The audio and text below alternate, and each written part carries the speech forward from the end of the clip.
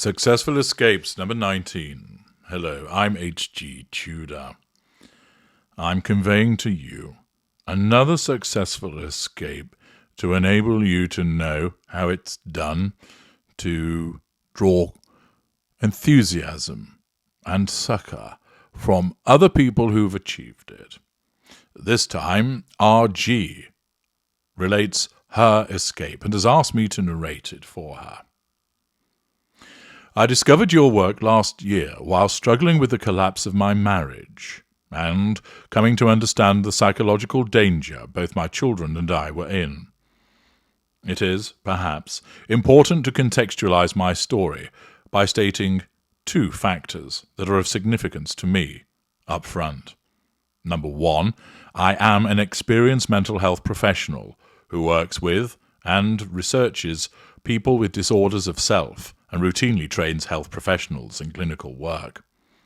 As you might imagine, this added to my feeling of shame once I came to truly understand the person I had married. 2, I am a single parent. I won't spend too much time describing our relationship. Suffice to say that this was my first marriage and the only person I had integrated into my family. Such was the efficacy of his love-bombing and charm. Not only did I believe that I had met my soulmate, but I thought he was perfect for my children too. Shortly after we married, we immigrated, and, en route to our new home in a new country, I realized he had changed. Not a surface-level, temporary shift in mood, but his core had shifted, or rather, surfaced. He was cold and hard, and this is how it remained, with some good times in between. I knew then he was a narcissist. All the classic descriptions you and listeners have used applied to our relationship as well. He became extremely dominant, controlling, punitive, critical, emotionally feeble, and constantly in search of more and more attention and fuel. His need for attention was insatiable. We went to a children's carnival once, and I stopped in front of a huge ceramic figure of a young boy with a wide open mouth into which you could throw your rubbish. This was a perfect visualization of him, of greed, of feed me, feed me. It would never be enough. The smear campaign had begun shortly after our marriage and was relentless. I was not respected at home or in public. At some point, I had had enough and raged back. Funnily enough, it was after attending a couple of marital therapy sessions and noticing that he wasn't going to change, and I was not going to be a victim. This would continue for another year. Once I was devalued, he love-bombed my children and used coercive control with them, such as mocking me in front of them, stating that everything they received only came from him, calling himself the fun parent, not taking them to buy birthday gifts for me despite their request to do so, competing with me for their affection, and so forth. When friends came over, he would predictably show off what a great parent he was. Whilst watching him one day, in an inevitable inebriated state, pick my son up and hang him upside down so everyone could look at him again, I realized that he had identified my children as an excellent source of near-constant fuel and would do anything to maintain this. And he was convincing, charming, financially well-off, and manipulative.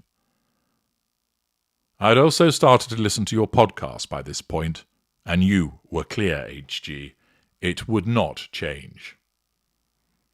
So, it started. I planned to leave quietly the country with my children and escape. We had commenced discussions about divorcing, but it was in the early stages, and we were still living together. I had to hide documents, secretly move out belongings, obtain the necessary documentation to immigrate as a professional to a third country, sit exams, notify employers, apply for a new position, and so forth, and all this while still taking care of my children and working full-time. Once he notified me that he had bought a house for himself, no doubt to lessen any alimony claim, it made packing easier, although he continued to hover over me, incessantly pressurizing me for legal parental access to my children. He eventually filed for this with the courts. I was very selective about whom I confided in, as all our mutual friends had become his flying monkeys by now. Even one of my supposedly close friends was seduced by him. To be honest, I knew she would turn, but it still hurt. With the help of close friends, family, and God's grace, we were finally able to fly to safety, although I could only fully relax once we had touched down in a third location. In the divorce proceedings a couple of months later, I saw how pitiful he looked. He had lost all control. During our courting, I had intuitively recognized that he had experienced chronic and complex trauma as a child, and had named it, much to his bewilderment. I naively and arrogantly believed I could help him. I was wrong.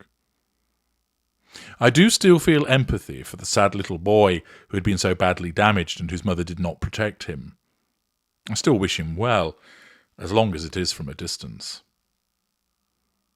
He would have continued to use the courts and his lawyer, from whom I received many emails, to gain access to my children. I came to understand that he was a psychic vampire who would not stop until he had destroyed me.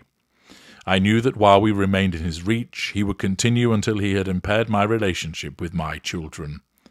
I also knew that I needed to do whatever was necessary to protect myself so that I could survive emotionally and psychologically for my children. Your clarity, HG, in describing the irresistibility of the love-bombing phase and how my emotional thinking as an empath had been used against me helped me to forgive myself. Your hard truths enabled me to think logically and embark on an escape that he could not foresee or think I was capable of.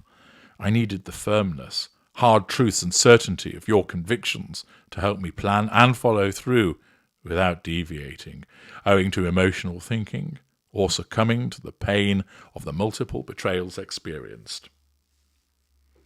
HG, although I had the knowledge, I needed to listen to your podcast daily during a harrowing year when my world collapsed in order to ensure that I could face the cold, hard truth of what I was dealing with and what I needed to do to save myself and my children. Thank you, HG. You helped to change the course of my life and the lives of my children. I hope you will come to know this for yourself, too. There we have the experience of RG, who eventually found freedom from the narcissist which threatened to destroy the relationship between her and her children.